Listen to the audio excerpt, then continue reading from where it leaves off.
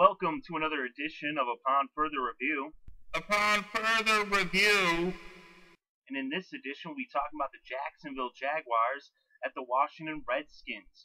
In this Week 2 matchup, they'll be happening on September 14th at 1 p.m. Eastern Time. You can catch that on your local CBS affiliates. This is the final 1 o'clock game that we're covering in Upon Further Review for this week, Week 2, coming up just tomorrow on Sunday. For those of you that are watching this on Saturday the 13th, as I will be uploading it. But in this game, we have the Jaguars who they went up 17-0 on the Eagles, but then the Eagles came back and didn't let them score another point. I believe they scored 34 unanswered points on them after letting up 17 unanswered. I'll tell you though, that doesn't necessarily tell me so much about Jacksonville. More, it tells me that that's just Philly. That's their MO. That's what they did last year too. Philly would fall behind sometimes to teams, i.e. the Redskins or other teams, and then they'd come back. They were always a second half team last year, at least in the games that I watched. Maybe not in every game, and sure, some of the games you'd see them just kind of like get up early and run away with it. But you also saw the Eagles tended to come from behind.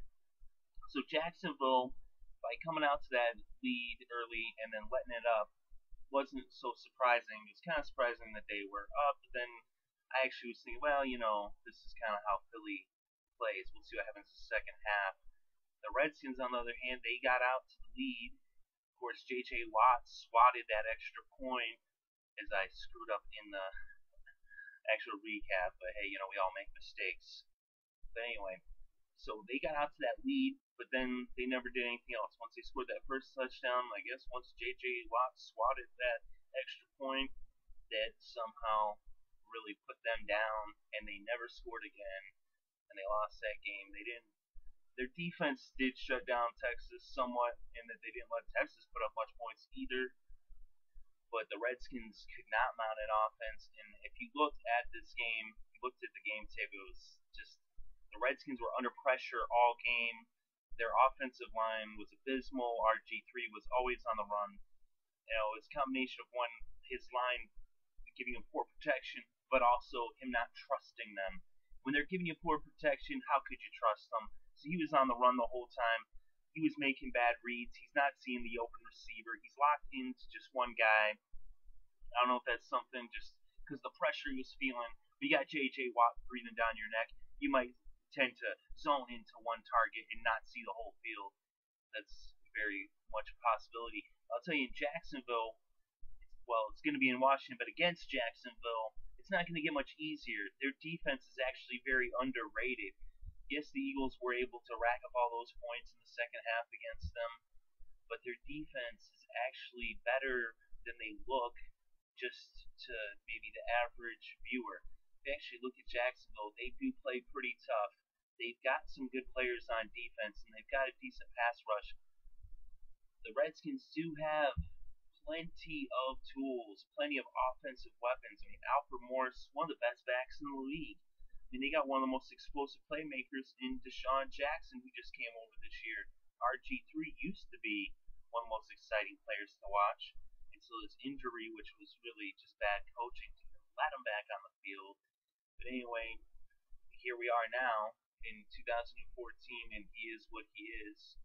Hopefully he could return to his former glory, but we haven't seen any signs of that really yet. And the Redskins really, after the way that last season, even though with a new coaching staff, it doesn't seem like things have gotten much better. And so they got the weapons, Pierre Garçon, Deshaun Jackson, Alfred Morris, RG3. You would think that they'd be able to put up some points. And yes, Texas is a really tough defense that shut them down. So you got to give the Texans credit where credit is due. But when I said, you look at those game tapes, you see the blocking or the lack thereof from their offensive line. Well, how are you going to get anything going? How are you going to get the ball to your playmakers? How are you going to get a running game going if you can't get the blocks, if you can't do it up front in the trenches? Alfred Morris did get 91 yards on the ground, but he's going to have to get a lot more than that for the Redskins to end up winning any games this year. I'm sure they will win some games, and it's going to be tough for them not to win more games than they won last year, because all they did was win 3.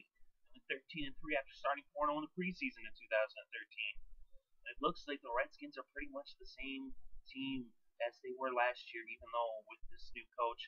Of course, it is early in the season, and we shall see if they start to gel, if they start to get the hang of the system, and if they, Jay Gruden, and they learn his way and they commit to it, then they can start winning some games. But as of right now, they do not seem to be, really picking up the system well, or at least it's just in the trenches and the lack of blocking. I mean, you can't win games that way. Games are won and lost in the trenches, and that's where the Redskins really fall short. Instead of picking up, the playmakers, maybe they should have worked on their offensive line instead. And that's really where this game will be won for Jacksonville. Is they should be able to shut down the Redskins offense. They should be able to put up some numbers, get into the end zone. Chad Henne is actually a decent quarterback. At our right line last week, 24 for 43, 266 yards, 2 touchdowns, no interceptions. He didn't make an interception against Texas. He protected the ball pretty well. If he can do that again in Washington, and there ain't really too much reason why he shouldn't be able to do that. Of course, Washington's defense, as I said, they did shut down the Texans. They held them just 14 points. Of course, the Texans aren't really necessarily the most explosive offense, but they should. I actually think this game could be low scoring again, just like last week's Washington game. Of course, Jacksonville, like I said, they did love some points, so that could give the Redskins, maybe they are in this game. But I think the Jaguars are going to win this one. I think they're going to win it pretty easily. They should win it by a touchdown. Maybe it ends up being close. It is in Washington, so home field advantage does account for something.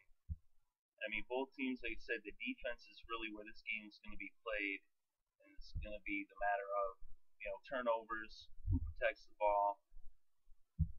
I don't see the Redskins really mounting much of an offensive attack. They can't, do it up front. They can't block the Jaguars. Of course, like I said, they won't be going up against J.J. Watt this week in that Texans defense, but it's Paul Kuzlusny. I hope I said that right. I sometimes have trouble with that name. But he is one of the better linebackers in the NFL, an all-pro. And he's got some players there with him on that defense at Jacksonville. And that defense is going to have no problem shutting down the Redskins if they play like they did last week. And Jacksonville, although it looks like they will not have Toby Gerhardt, they still should have enough offense through the air to put up enough points. They shouldn't need much to beat Washington. So let me know what you think in the comments below. And thank you very much for listening, and I hope you enjoyed the show.